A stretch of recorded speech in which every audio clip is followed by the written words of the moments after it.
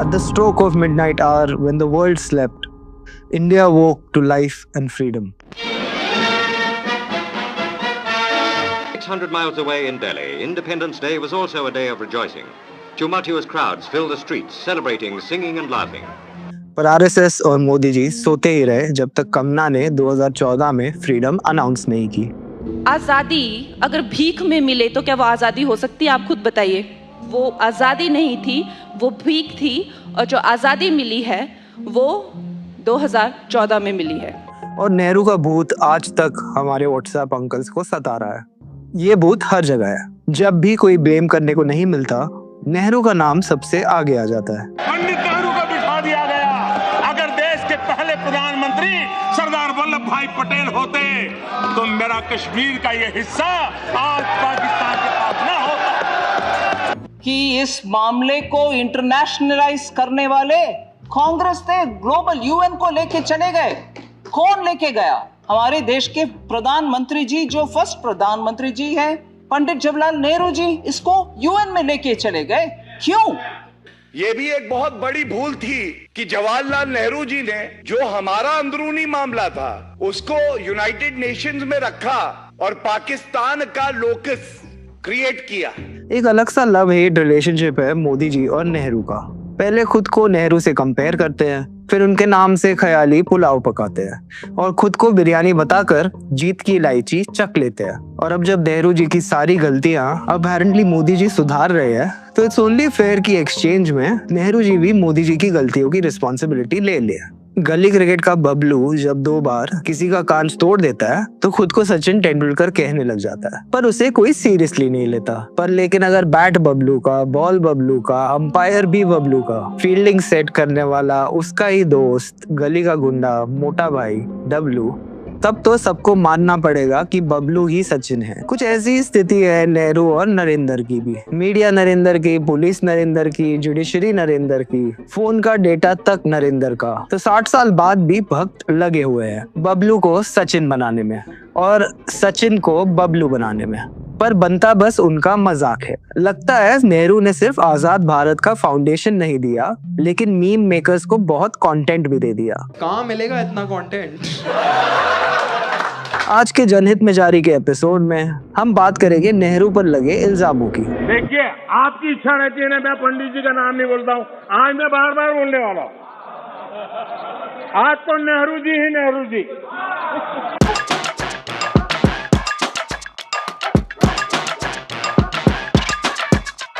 List लंबी है, बल्कि एक पूरी किताब है। 97 ब्लंडर्स ऑफ नेहरू। अरे रुकिए, मोदी जी ने फिर एक बार स्पीच दी थी, अब वो ब्लंडर्स 100 हो गया।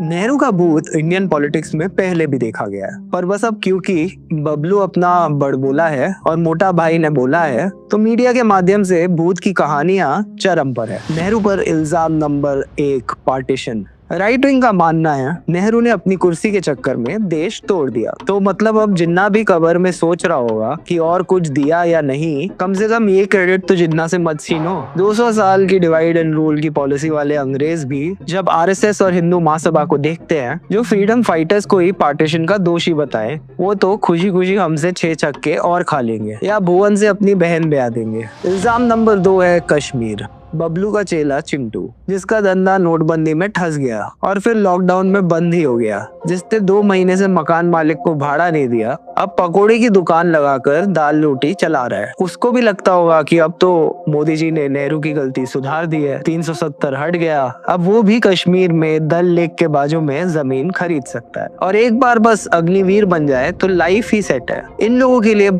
कश्मीर बस एक जमीन का टुकड़ा है, लोगों की बस्ती नहीं। खैर, कश्मीर को लेके भक्त अंकल्स का सबसे बड़ा इल्जाम, नेहरू ने कश्मीर के मुद्दे को पनपने दिया, यूनाइटेड नेशंस चले गए, इंटरनेशनल डिस्प्यूट बना दिया। एबीवीपी के लंगूर एक नारा लगाते हैं, जहां हुए बलिदान मुखर्जी वो कश्मीर हमारा है। अब आप सोचेंगे ये बलिदान मुखर्जी कौन है? राइट विंग इकोसिस्टम के बड़े लीडर श्यामा प्रसाद मुखर्जी। ताज्जुब की बात है कि जिस कैबिनेट में कश्मीर के मुद्दे को यूएन ले जाने की मंजूरी दी, उसमें हमारे बलिदान मुखर्जी मौजूद थे। और इसका समर्थन भी किया। दूसरी बात जो ये लोग कहते हैं कि सरदार पटेल अगर होते तो ऐसा कभी नहीं होता। सच तो ये है कि वो हैदराबाद और जूनागढ़ में ज्यादा इंटरेस्टेड थे। सच तो ये है कि आर्टिकल 370 की ड्राफ्टिंग ही खुद सरदार पटेल ने की थी। नेहरू तो वहां थे भी नहीं। पर ये सारे डिटेल्स व्हाट्सएप यूनिवर्सिटी के सिलेबस से बाहर है। तरस आता है इन गधों पर। जब आजादी की लड़ाई चल रही थी तब इन्होंने कह दिया आजादी हमारी प्रायोरिटी नहीं है, क्योंकि प्रायोरिटी तो पेंशन थी। 31 अक्टूबर को मेरे मामा कह रहे थे बीजेपी सरदार पटेल का बर्थडे मना रही है। इंदिरा गांधी की भी डेट एनिवर्सरी है आज, पर वो तो कांग्रेस की नेता थी, उनका वही देखे। तब मैंने पूछ लिया कि सरदार पटेल कौन सी पार्टी के नेता थे।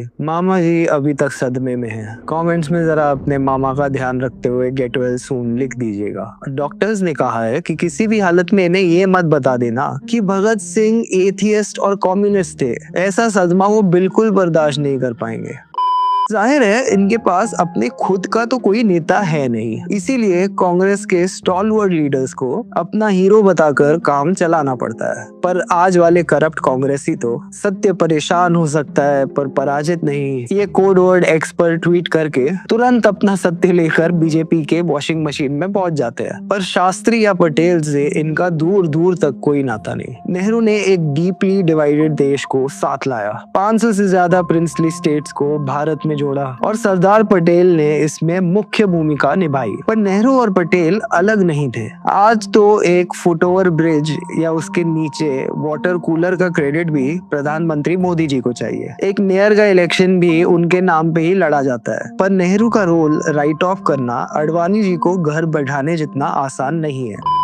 नेहरू ने हमेशा देश को जोड़ने का काम किया। आजादी के वक्त अलग अलग भाषाओं पर बहस गर्म थी। ये इशू आज जितना इमोशनल है तब इससे कहीं ज्यादा था। हर कोई इस नए देश में अपनी एक पहचान ढूंढ रहा था। नेहरू ने सबका सम्मान करते हुए बिना कोई एक लैंग्वेज इम्पोज किए लैंग्वेज बेस्ड स्टेट्स बनाए और यूनिटी इन डाइवर्सिटी की मिसाल कायम की। अब आते हैं तीसरे इल्जाम पर। नेहरू नहीं होते तो इकोनॉमी आसमान छू रही होती। नेहरू ने लाइसेंस राज बना दिया। इल्जाम ये भी है कि नेहरू ने हेवी इंडस्ट्रीज पर ज्यादा फोकस किया और इस वजह से एग्रीकल्चर पिछड़ गया और सरकारी संस्थान ही बनाते रह गए तो प्राइवेट सेक्टर डूब गया। पर जरा सोचिए, उन्हीं सरकारी संस्थानों में आज देश के बच्चे पढ़ते हैं। उन्हीं सरकारी नौकरियों के ख्वाब देखते देखते कोचिंग सेंटर भर देते हैं और 10 साल से पिछले 70 साल का रोना रोने वाले प्रधानमंत्री ने कब ये सोचा कि 200 साल की ब्रिटिश हुकूमत के बाद क्या था हमारे पास और नेहरू को कहां से शुरू करना था। 30 साल की लाइफ एक्सपेक्टेंसी,